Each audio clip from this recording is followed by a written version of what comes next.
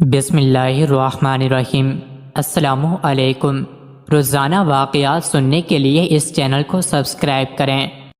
ثمامہ حضور صلی اللہ علیہ وسلم کا ایک بڑا دشمن تھا۔ اس نے مسلمانوں کو بھی بہت تکلیفیں پہنچائی تھیں۔ ایک دن وہ مسلمانوں کے ہاتھوں پکڑا گیا۔ مسلمانوں نے اسے مدینہ منورہ لا کر مسجد نبوی کے ستون سے باندھ دیا۔ رسول اللہ صلی اللہ علیہ وسلم نے جب اس کو ستون سے بندھا ہوا دیکھا تو پاس آ کر کہا، تم ہمارے قبضے میں آ چکے ہو، اب تمہارا کیا خیال ہے؟ تمہارے ساتھ کیسا سلوک کرنا چاہیے؟ انہوں نے کہا، اگر آپ مجھ کو قتل کرو گے تو واقعی میں اس کا مستحق ہوں، اور اگر احسان کر کے چھوڑ دو گے تو میں اس احسان کا شکر ادا کروں گا، اور اگر آپ مال لے کر چھوڑنا چاہتے ہیں تو وہ بھی میں دینے کو تیار ہوں۔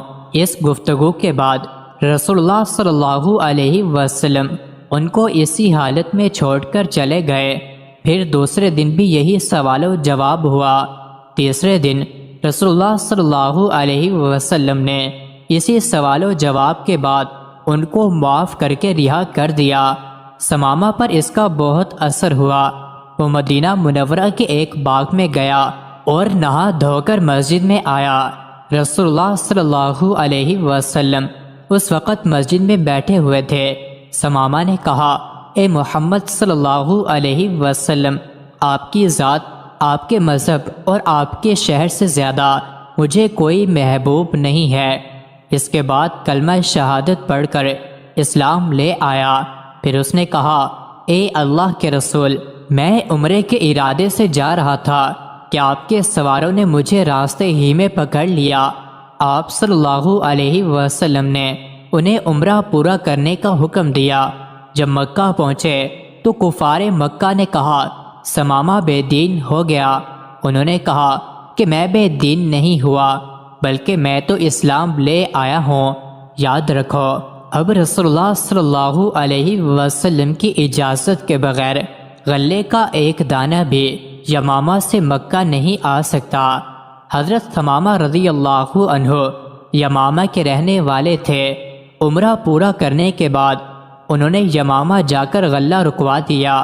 مکہ والوں کا گزر بسر یمامہ کے غلے پر تھا، اس لیے وہ لوگ بہت پریشان ہو گئے۔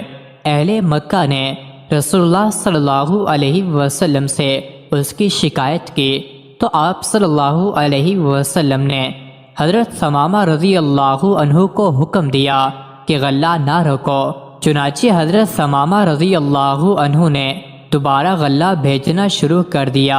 ایک صحابی نے حضور صلی اللہ علیہ وسلم کی خدمت میں آ کر عرض کی، اے اللہ کے نبی صلی اللہ علیہ وسلم، میں ایک بات سے بہت پریشان ہوں۔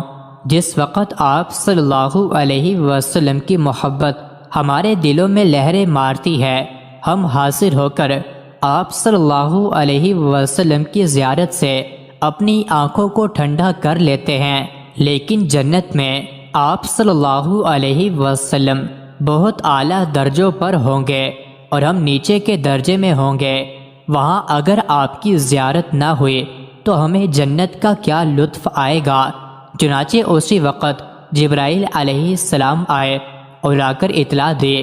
آپ صلی اللہ علیہ وسلم نے اس شخص کو بلایا اور خوشخبری سنائی، آدمی اس کے ساتھ ہوگا جس سے اس کو محبت ہوگی۔ صحابہ کرام فرماتے ہیں کہ پوری زندگی میں ایمان کے بعد جتنی خوشی اس حدیث سے ہوئی کسی اور حدیث سے نہیں ہوئی، کیونکہ یقین ہو گیا کہ آخرت میں ہمیں حضور صلی اللہ علیہ وسلم کا ساتھ نصیب ہو جائے گا۔ صحابہ رضی اللہ تعالی عنہم اجمعین حضور صلی اللہ علیہ وسلم سے اس طرح محبت کرتے ہیں۔ مزید ایسے ہی ویڈیوز کے لیے چینل کو ضرور سبسکرائب کریں۔